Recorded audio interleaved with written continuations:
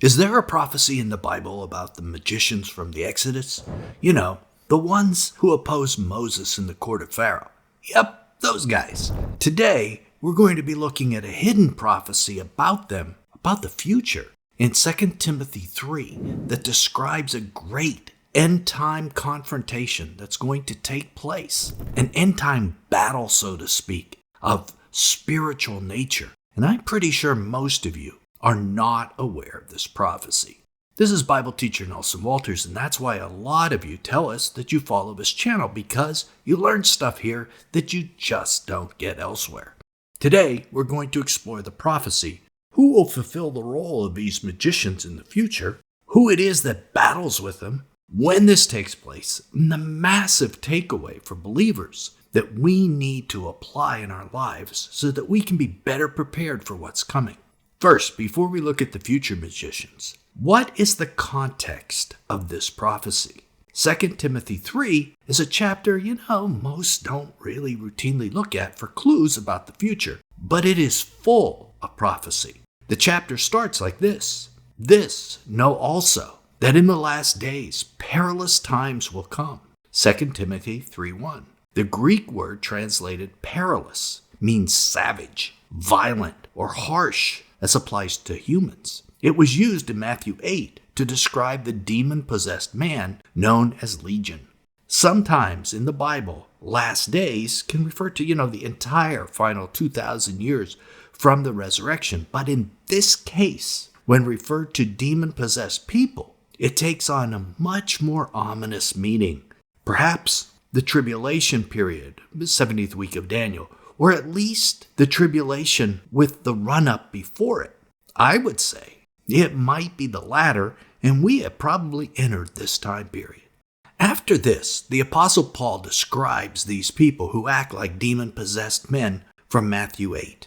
For men will be lovers of self, lovers of money, boastful, arrogant, revilers, disobedient to parents, ungrateful, unholy, unloving, irreconcilable, malicious gossips, without self-control, brutal, haters of good, treacherous, reckless, conceited, lovers of pleasure rather than lovers of God, holding to a form of godliness, although they have denied its power. Avoid men such as these.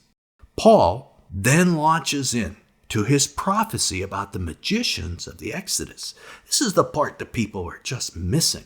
Just as Jannes and Jambres opposed Moses, so these men also oppose the truth. Men of depraved mind, rejected in regard to the faith. But they will not make further progress, for their folly will be obvious to all, just as Jannes and Jambres' folly was also.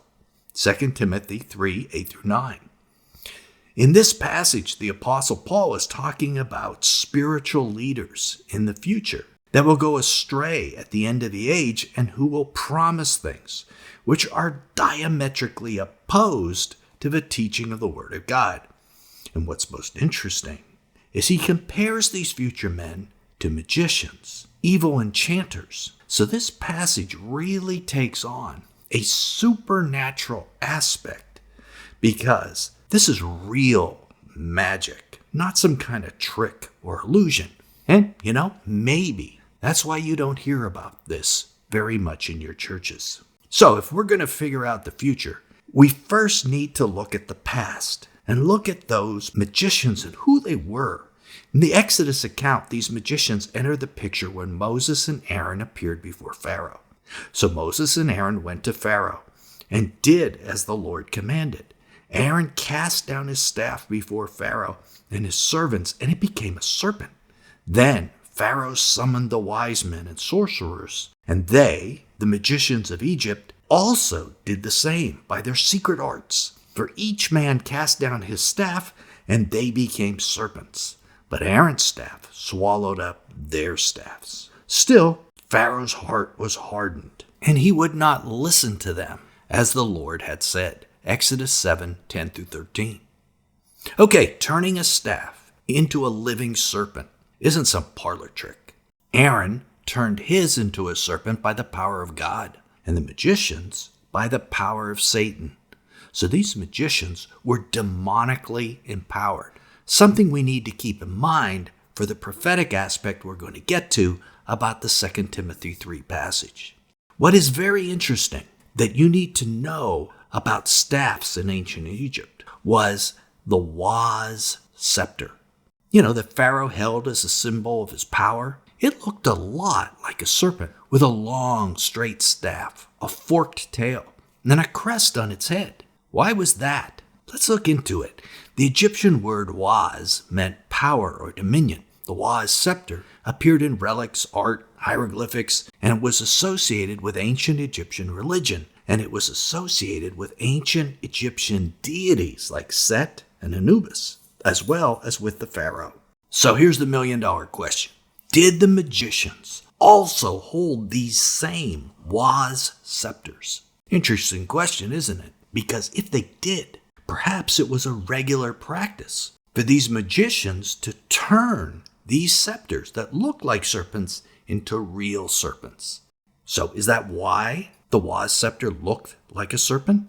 Did Egyptians have some kind of yearly ceremony to demonstrate to the common people the power of the demonic that was behind the throne? And if so, was the Waz scepter shaped like a serpent to remind the onlookers of the demonic power that could turn it into a real serpent? We're supposing this. We're considering it.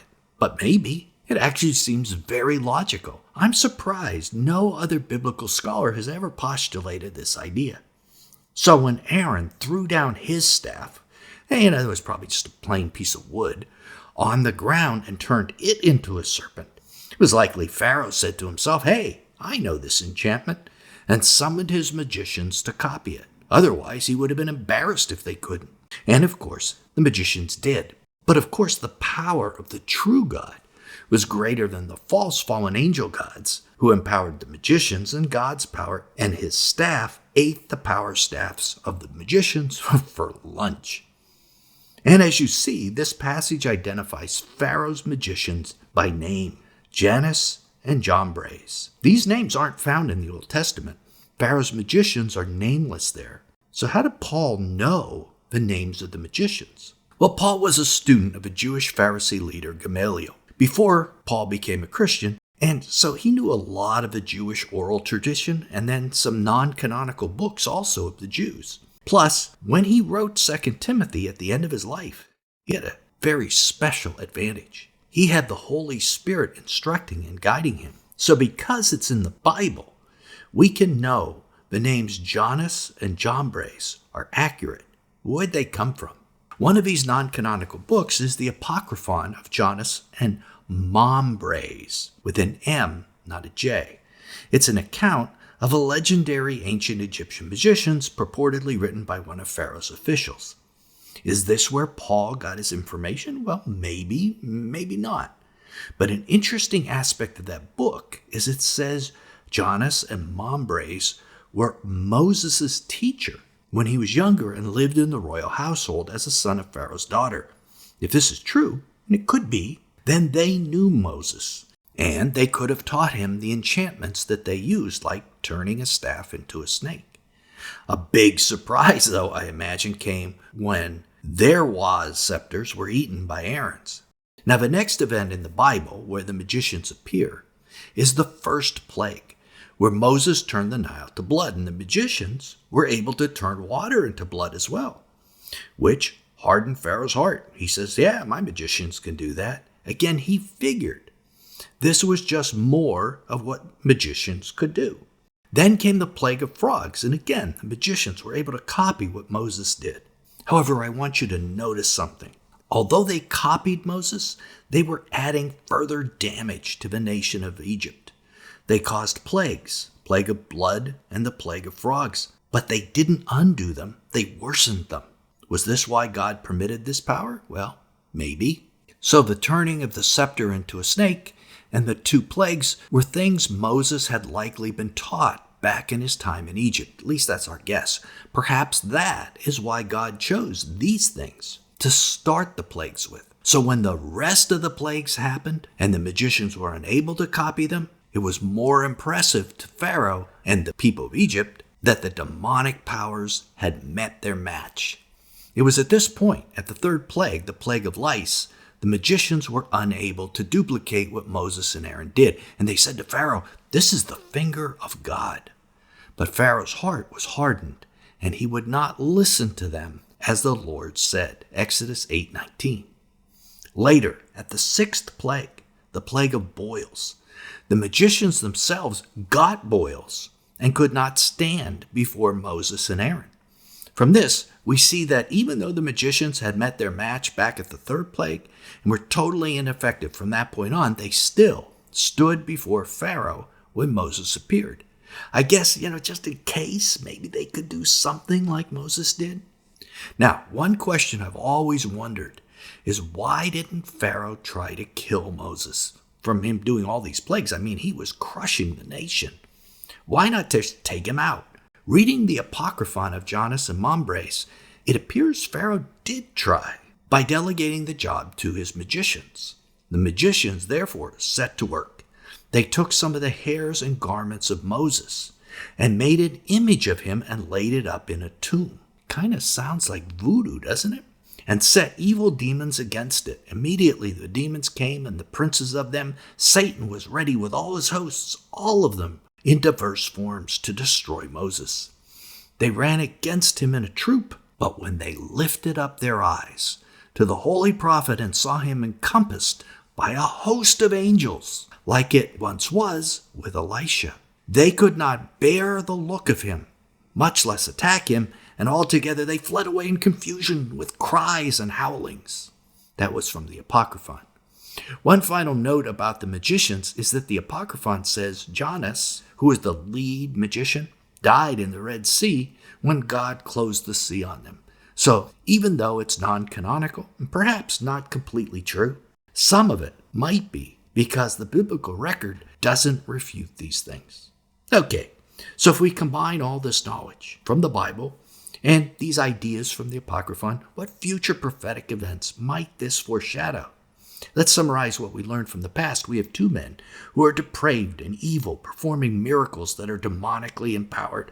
They are challenging two men sent from God who are bringing God-empowered plagues to the earth. What does that sound like to you? To me, it sounds like the Antichrist and false prophet opposing the two witnesses of Revelation 11. The two witnesses, who the Bible tells us could bring every plague upon the earth. And based on the Exodus saga, we know the Antichrist and false prophet will attempt to copy God's witnesses. But 2 Timothy 3:9 tells us this attempt will fail, but they will not make further progress, for their folly will be obvious to all, just as Jannes and Jambres' folly was also.